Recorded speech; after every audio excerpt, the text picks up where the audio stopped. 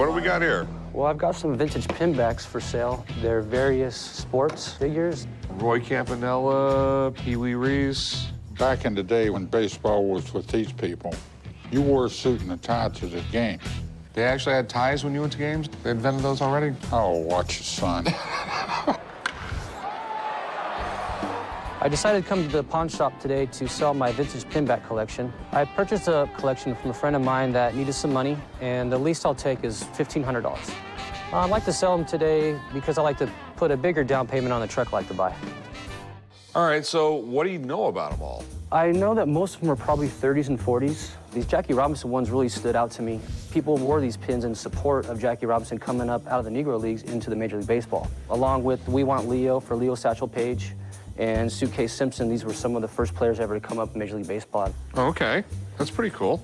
There was all-black pro baseball teams as early as the 1880s. But Major League Baseball didn't become integrated until 1947, when Jackie Robinson started playing for the Brooklyn Dodgers. There's a lot of pins, Rick. I believe there's about 70. You got some neat history here. I mean, you have the St. Louis Browns that don't exist anymore. You have the Boston Braves. The Jackie Robinson stuff is cool. Yeah, my favorite one's the Babe Ruth one, though. No one threw anything Babe Ruth away. So that's why a lot of times it just doesn't go for as much as you think it would, because it was Babe Ruth. There's too much out there. I mean, you got a lot of cool pins here. I love collections like this because I know I have two possible ways to make money off them. I can either sell the entire thing to one collector, or I can break it up and probably make more. What'd you want to do with them? Wanted to sell them. How much you want for them? I liked $7,500. Damn. I don't see it, son. You know, this is my problem with this stuff. They're cool, they're neat. I don't know the market on them. Let me call in a buddy of mine. If there's anybody who'll know about it, it'll be him. Let's try it. All right. I'm feeling pretty excited that an expert's actually going to come in here and evaluate these, so I really know what they're worth. I'm hoping for the stars and hopefully end up there.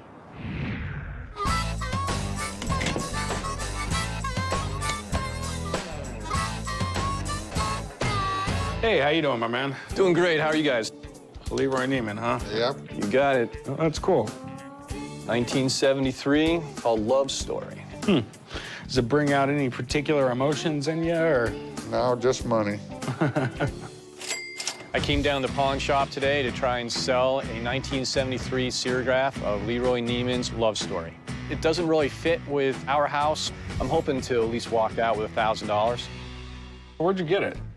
My in-laws purchased a horse ranch, and there were two of them hanging on the wall of the show barn. He's known for taking famous photos of sporting events and doing his spin on it with paint. I got a couple hanging in my house. Need another one? No. No? Leroy Neiman is a world-renowned sports artist, and he's been popular since the 1940s. And some of his original paintings are worth hundreds of thousands of dollars. What can you tell me about it?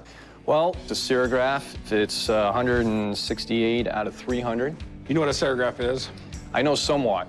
It's pretty much screen printing, almost the identical way they do on T-shirts. So we'd do the original painting, and then he would have a screen print made of it, and they would just bust them out. And he would go through and he would sign them. Leroy Neiman has always had a big following, and a lot of collectors might want to get their hands on this.